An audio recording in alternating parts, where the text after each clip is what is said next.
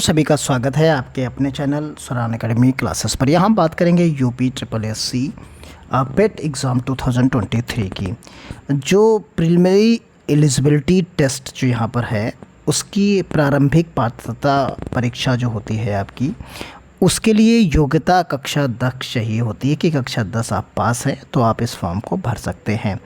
तो यहाँ पर पूरी डिटेल यानी ये, क्योंकि ये ऐसी परीक्षा है कि उत्तर प्रदेश में अगर आप ये देंगे तो जितने भी यूपी ट्रिपल एस सी की तरफ से परीक्षा फॉर्म आते हैं नौकरी के लिए, उनमें ये सभी फॉर्म्स के लिए अनिवार्य रूप से लागू होता है। तो अगर आप ये फॉर्म आप किसी भी नौकरी के लिए अप्लाई करना चाहते हैं कक्षा 10 या उसके बाद की एजुकेशन के सापेक्ष, तो आप जो है इस फॉर्म को भरें और परीक्षा को दें, क्योंकि इसी की मेरिट के हिसाब से शॉर्ट लिस्ट किया जाता है। देखिए ये जो है उत्तर प्रदेश सब ऑर्डिनेट सर्विस सिलेक्शन कमीशन है, उत्तर प्रदेश अधीनस्थ सेवा चयन, जिसको हम शॉर्ट में कहते हैं यूपी ट्रिपल एस सी। तो ये इसमें फॉर्म आ गया है, आप देख सकते हैं प्रारंभिक परीक्षा विज्ञापन ऊपर ही आपको जो है मूव करता हुआ दिख रहा होगा। बाकी आप अगर कैंडिडेट रजिस्ट्रेशन के नाम से आएंगे तो देखिए सबसे नीचे की तरफ एक एग्जामिनेशन एडवर्टाइजमेंट दिया गया है, इसमें आप डिटेल्स में चीज़ देख सकते हैं। ये आपका एडवर्टाइजमेंट है, यहाँ से आप डाउनलोड कर सकते हैं। ये नाम है इस पेपर का, और ये आप देख सकते हैं 1/8/2023 से शुरू होगा और 30/8/2023 तक चलेगा। और इसके बाद एप्लीकेशन मॉडिफिकेशन आपको करीब 6 दिन में आपको मौका मिलेगा। अप्लाई करने का मोड यहाँ पर दिया गया है, यूज ऑफ इंस्ट्रक्शंस यहाँ दिए गए हैं, और उसके बाद यहाँ पर एडवर्टाइजमेंट दिया गया है। अगर आप अप्लाई करना चाहते हैं तो सीधा आप अप्लाई पर करेंगे तो देखिए यहाँ पर डिटेल्ड में दिया गया है। अब यहाँ पर डिटेल में मिलती है कि आपको पेट 2023 का ये है, और उसके बाद यहाँ एज मिनिमम चाहिए 18 साल। देखिए में जो एज है वो 18 और मैक्सिमम 40 साल। क्वालिफ़िकेशन यहाँ पर मेंशन की गई है, तो यहाँ पर क्वालिफ़िकेशन के लिए आप यहाँ पर जाइए तो देखें टिक करेंगे तो देखिए हाई स्कूल एंड इंटरमीडिएट, तो यानी ऑप्शनल है, इंटरमीडिएट यानी हाई स्कूल कंपलसरी है, यानी हाई स्कूल तो आपके पास होना ही होना चाहिए इस परीक्षा को देने के लिए। बाकी आप जो है आपके पास चाहे जितनी मैक्सिमम डिग्री हो वो मायने नहीं रखता, लेकिन मिनिमम आपके पास कक्षा 10 आप पास हों तो आप इस फॉर्म को भर सकते हैं। तो ये चीज़ें आपने यहाँ पर देख ली, तो उम्मीद करते हैं ये प्रॉपर वे में चीज़ें आप समझ गए होंगे। अब यहाँ पर बात कर लेते हैं आगे की कि जो बाकी डिटेल्ड में हैं चीज़ें, उनको हम देख लेते हैं कि क्या क्या चीज़ें यहाँ पर हैं। तो यहाँ पर अप्लाई करने के मोड पे हम जब आए तो यहाँ पर कैंडिडेट रजिस्ट्रेशन भी आपको दिखेगा।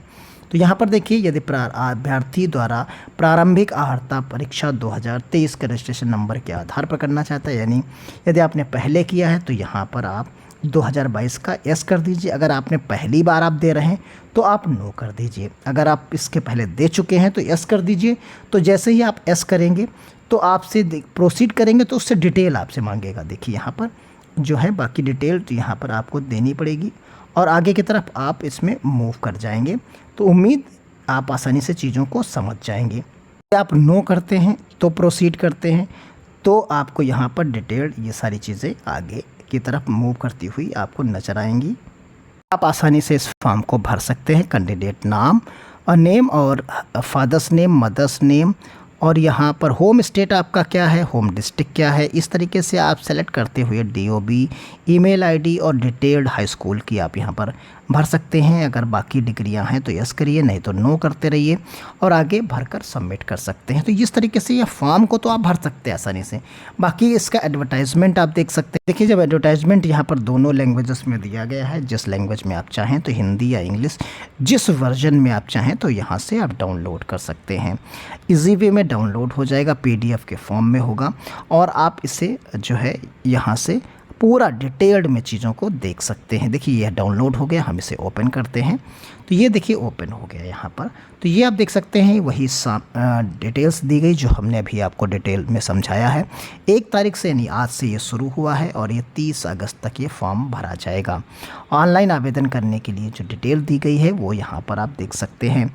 प्रारंभिक अर्हता की वैलिडिटी जो होती है वो 1 वर्ष के लिए होती है, इससे ज़्यादा नहीं होती, क्योंकि जब अगला वाला पेट होता है उसका रिज़ल्ट आ जाता है तो ये उसी डेट तक ये वैलिड रहता है। तो यानी इस 1 वर्ष की अवधि तक रहेगा, अर्थात 24/1/2024 तक प्रभावी रहेगा। यानी जो 2022 का परीक्षा परिणाम है वो 25/1/2023 को घोषित किया गया था, 25/1/2023 को घोषित किया गया था, जो कि अब 24/1/2024 तक वो प्रभावी रहेगा। उसके बाद तक ये रिज़ल्ट आ जाएगा, तब वो उसके आगे का ये 2023 का प्रभावी रहेगा। तो यहाँ प्रारंभिक अर्हता परीक्षा 2022 की वैधता अवधि समाप्त होने के उपरांत मुख्य परीक्षाओं में आयोजित होने वाले विज्ञापनों और सापेक्ष मुख्य परीक्षाओं के शॉर्ट लिस्टिंग प्रारंभ जो है 2023 के आधार पर किया जाएगा। तो ये चीज़ें क्लियर हैं, आप सभी लोग जानते भी हैं। क्या क्या चाहिए होगा इसके लिए तो देख सकते हैं। कैंडिडेट रजिस्ट्रेशन करना होगा, फ़ोटो हस्ताक्षर अपलोड करना होगा, फॉर्म के लिए शेष विवरण भरना होगा, और उसके बाद अगर आपका OTR भरना है तो बहुत कम भरना होगा, और फीस पेमेंट और फॉर्म का प्रिंट आउट ले लेना होता है। फ़ीस के लिए आप देख सकते हैं जो फ़ीस आपको देनी है वो 185 रुपया इस फॉर्म की फ़ीस मिलेगी जनरल OBC की, और अनुसूचित जाति अनुसूचित जनजाति के 95 रुपये, और दिव्यांगजन के लिए 25 रुपये यहाँ पर फ़ीस आपको प्रोवाइड करानी होती है। तो ये चीज़ें हैं, फॉर्म का प्रिंट आउट लेना होगा। देखिए अर्हता में आप यहाँ पर सीधा पाएंगे जो हमने पहले भी आपको बताया कि प्रारंभिक अर्हता परीक्षा के लिए हाई स्कूल या समकक्ष या उच्च शैक्षिक अर्हता धारित करने वाला अभ्यर्थी आवेदन कर सकता है। तो ये चीज़ें यहाँ पर क्लियर हैं, तो यानी इसमें किसी भी प्रकार का आपका डाउट नहीं होगा। आयु सीमा जो 1 जुलाई 2023 से काउंट की जाएगी, 1 जुलाई 2023 को न्यूनतम 18 वर्ष और अधिकतम 40 वर्ष पूर्ण करना चाहिए, और अगर आप किसी कैटेगरी में आते हैं तो 5 वर्ष की, और बाकी वो जो छूट जैसे एज इट इज़ होती है वो आपको यहाँ पर आपके लिए मान्य होगी। परीक्षा कार्यक्रम प्रारंभिक अर्हता परीक्षा लिखित परीक्षा होती है। ये लिखित परीक्षा कार्यक्रमों के संबंध में यथा समय वेबसाइट के माध्यम से सूचित किया जाएगा, यानी और स्कोर की वैधता 1 वर्ष के लिए मान्य होती है, ये भी आपने यहाँ पर समझ लिया होगा। उत्तर प्रदेश के आरक्षित श्रेणी सभी अभ्यर्थी आवेदन के लिए अपनी श्रेणी अवश्य अंकित करें, और बाकी जो हैं अदर स्टेट के लोग वो सामान्य वर्ग में ही रहेंगे। साथ में ही इसका सिलेबस दिया गया है। आप समझिए परीक्षा का जो है प्रश्नों की संख्या 100 होती है, प्रश्नों की संख्या जो होती है वो 100 होती है। 2 घंटे की परीक्षा होती है, पूर्णांक भी 100 नंबर का होता है। अब यहाँ पर आप देखेंगे कि ये जो है इसका सिलेबस दिया गया है, तो इतिहास से आपको ये सारे टॉपिक पढ़ने पड़ेंगे। इतने सारे इतिहास से टॉपिक होंगे, और ये 5 नंबर का आता है, जिसमें सिंधु घाटी सभ्यता, वैदिक संस्कृत, बौद्ध धर्म, जैन धर्म, मौर्य वंश, गुप्त वंश, हर्षवर्धन, राजपूत काल, सल्तनत काल, मुगल काल, मराठा, ब्रिटिश राज्य और ब्रिटिश राज्य का सामाजिक आर्थिक प्रभाव, ये 5 नंबर का आता है। इसी तरीके से राष्ट्रीय आंदोलन इसमें से 5 नंबर के। फिर भूगोल आपकी ज्योग्राफी है वो भी 5 नंबर की मिलेगी, इतनी सारी। फिर उसके बाद आप आइए अर्थव्यवस्था में, तो अर्थव्यवस्था में आपको 5 नंबर का मिलेगा। इसी तरीके से आप आइए भारतीय संविधान एवं लोक प्रशासन, वो भी 5 नंबर का। सामान्य विज्ञान, भौतिक रसायन और जीव विज्ञान 5 नंबर की आएगी। प्रारंभिक गणित 5 नंबर की। इस तरीके से आप देख सकते हैं 8 जो सेक्शन 8वां सेक्शन है सामान्य हिंदी, वो भी 5 नंबर की।